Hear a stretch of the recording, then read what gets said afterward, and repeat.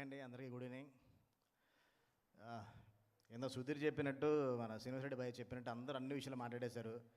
ఎందుకంటే అందరికీ ధనరాజు గారితో ఉన్న ఒక అసోసియేషన్. ఆడు ఎందుకంటున్నానంటే, నాకు ఇండస్ట్రీలో నా ఫస్ట్ ఫ్రెండ్ అన్నాడు. నేను ఫస్ట్ బావా అని పిలిచిన నా ఫస్ట్ ఫ్రెండ్ ఆడు. బలగంతో వేణుగా డైరెక్టర్ అయ్యాడు, రాఘవంతో నువ్వు డైరెక్టర్ అయ్యావు. ఇద్దరు కామెడీలో కలిసి సీరియస్ సినిమాలు చేస్తున్నారంటే మరి ఇంకా కామెడీ సినిమాలు ఎవరు ఇస్తారో తెలియదు. నేను కామెడీ అంటే నాకు చాలా దూరం రా, నా సినిమాలు చూస్తున్నావు కదా. నేషనల్ అవార్డు విన్నర్ సముద్రగని గారు ఈ కథ విని ఓకే చేసిన ఎంత గొప్ప కథ అర్థం చేసుకోవచ్చు. నాకు శివ రైటింగ్ చాలా ఇష్టం ఉండే. విమానం చూసి నేను చాలా ఎమోషనల్ అయిపోయి ప్రసాద్ ల్యాబ్లో ప్రివ్యూ నుంచి అలా వాష్రూమ్కి వెళ్ళిపోయి ఏడ్చేసాను. నేను అలా చేసుకున్నాను. నేను అంత ఎమోషనల్ స్టోరీ అది. అలాగే ఈ సినిమా కూడా, ఈ స్క్రిప్ట్ కూడా నాకు చెప్పాడు ధనరాజు, నాకు ఒక ఐడియా రూపంలో చెప్పాడు అన్నమాట. చెప్పాడు, అదిరిపోయింద్ర, కానీ వేణుగాడు కుదిరేస్తా లేదు, ఒకసారి ఆలోచించరా డైరెక్ట్ చేయడం కోసం, ఒకసారి ఆలోచించరా అంటే, లేదురా అంటే వాడు ఎలా చేస్తాడు ఎలా చేయలేడని మాత్రం నాకు ఎప్పుడు డౌట్ లేదండి.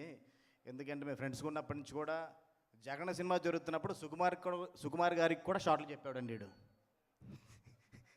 ప్రతి ఒక్కడికి చెప్తున్నప్పుడు అరే ఇలా తీస్తే బాగుంటుందేమో, సార్ ఎలా అయితే బాగుంటుందో వాళ్ళు చెప్తుండేవాడు. అంటే అంత ఇంట్రెస్ట్ అనమాట, అన్ని క్రాఫ్ట్స్ అంటే ఇంట్రెస్ట్ అంటే వాడికి. యాక్టింగ్ చేస్తూనే అన్ని క్రాఫ్ట్స్ కూడా దాని మీద గ్రిప్ బాగా పెంచుకున్నాడు. డెఫినెట్గా అది ఆ వర్క్ ఏంటంటే ఇప్పుడు డెఫినెట్గా మన సినిమా చూస్తే తెలుస్తుంది. చాలా బెస్ట్ ఎమోషనల్ ఫెల్ అవార్డు, అంత ఎమోషనల్గా సినిమా తీసాడు అనుకుంటున్నాను. డెఫినెట్ బాబా 21st నువ్వు మంచి సక్సెస్ కొట్టాలి. Thanks Baba, thank you. Actually వాడు పర్లేదు మాట్లాడతా. అక్కడ ఒకటి పెట్టారు ఎదురుగా, వాళ్ళ ప్లాన్ వాళ్ళకి ఉంది. ఓకే, అయితే భద్రాచలం నుంచి వాడు, అక్కడ తాడేపల్లిగూడి నుంచి నేను, ఇద్దరం ఒక చోట ఇన్స్టిట్యూట్లో కలిసాం. మా జర్నీలో చెమ్మక్ చంద్ర, విజయ్ కనకమేడల, నేను ముగ్గురం ఆల్మోస్ట్ యాక్టర్ అవుదాం అనుకున్నాం. వాడు కూడా యాక్టర్ అవుదామని వచ్చాడు. ఈ జర్నీలో మెల్లిమెల్లిగా బావా రివీల్ చేయి బావా, అందరూ నిజం అనుకుంటా. నాకు అప్పుడు ఏం తెలియక వచ్చాను అప్పుడు. అది ఇది పెద్ద వైరల్ అయిపోతుంది ఇప్పుడు. ఇది నిజం, బాగా చేస్తాడు యాక్టింగ్. ఆ తర్వాత వాడి కష్టం, వాడి థాట్ ప్రాసెస్ మార్చుకొని వెళ్ళాడు. నేను ఎందుకు మైక్ తీసుకున్నానంటే, నేను మా ఫ్రెండ్ హరీష్ అని ఉండేవాడు. అతను ఏదైనా షార్ట్ ఫిల్మ్ తీయమంటే తీసేసి దాన్ని చూపించాలి. ఒక ఇంటర్నెట్ కేఫ్ ఉండేది అప్పుడు. అక్కడికి వెళ్ళి బావా నేను డైరెక్షన్ చేశానని వీడు చూపించి, అప్పటికే చాలా కొన్ని చేశాడు. చూస్తున్నాడు మొత్తం. చూసి ఒకటి అడిగాడు నన్ను. హీరో సూసైడ్ చేసుకునేటప్పుడు విషం తాగుతాడు, అందులో ఆ డబ్బా మీద నేను విషం అని రాశా. అది ఇంత పెద్ద అక్షరాలతో. ఎవడైనా అలా రాస్తాడా విషం అని, ఎవడైనా నమ్ముతాడా అన్నాడు.